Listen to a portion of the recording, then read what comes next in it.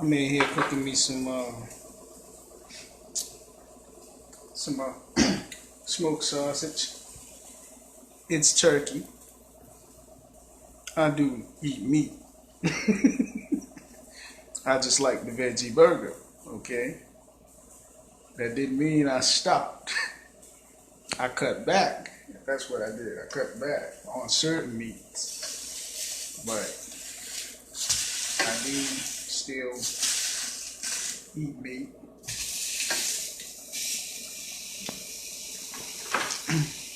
Let me encourage you.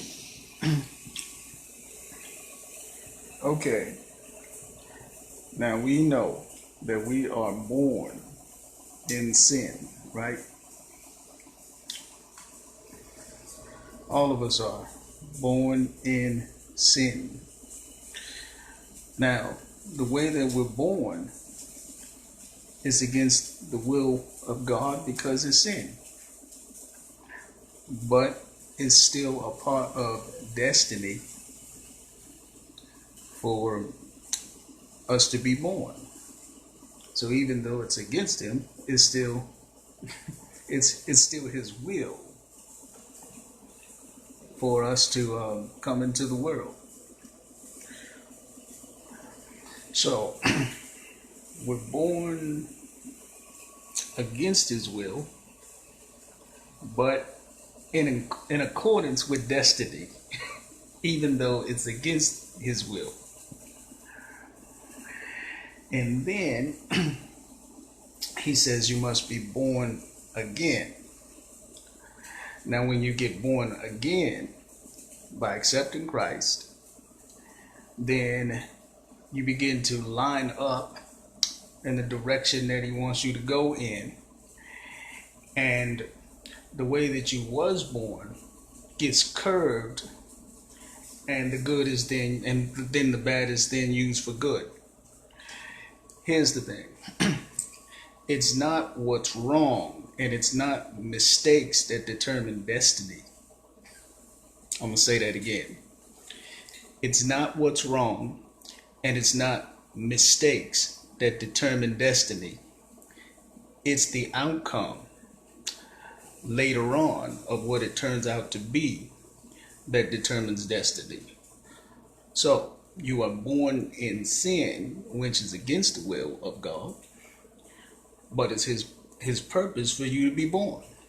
Otherwise, he would say, nope, you're coming into the world born in sin. Nah, that's against my will. You don't need to be born.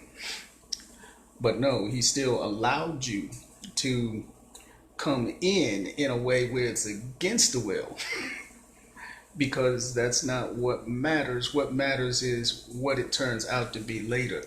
The outcome that will happen later of you being born again. So it's the wrong being made right that determines the destiny, not the wrong. That was divine right there.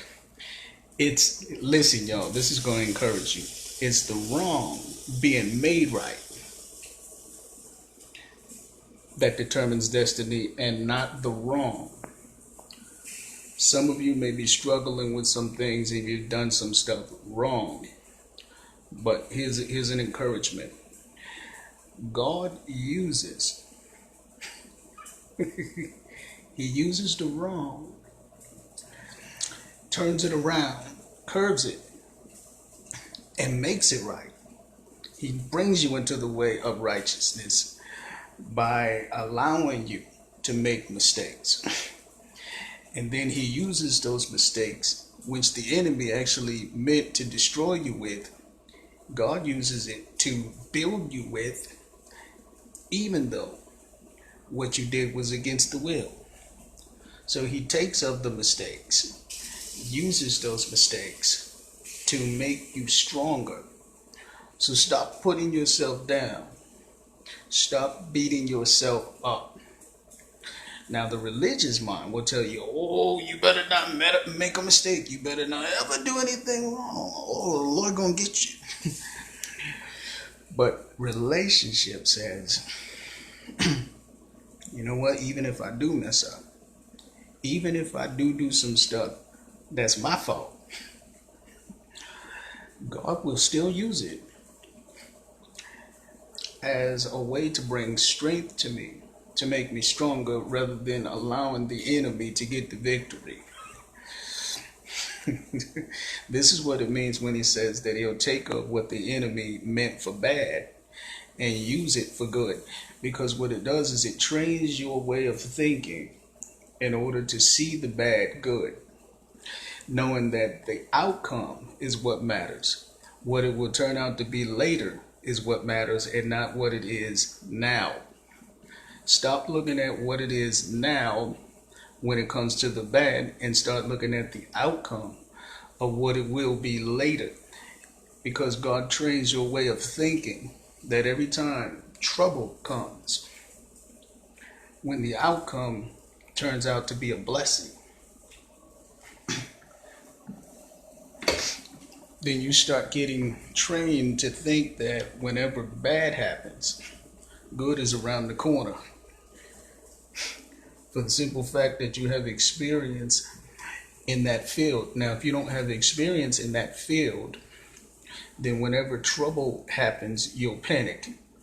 But whenever you get used to a continuous repeat of problem first, then promise, problem first, then promise, curse first, then blessing, darkness first, then light. When you start getting trained in that way of thinking, and it keeps turning out to be that, then whenever trouble comes, you'll define it as something else. You'll define it as a blessing rather than a curse, because you're trained in a certain way of thinking based on experiences with God.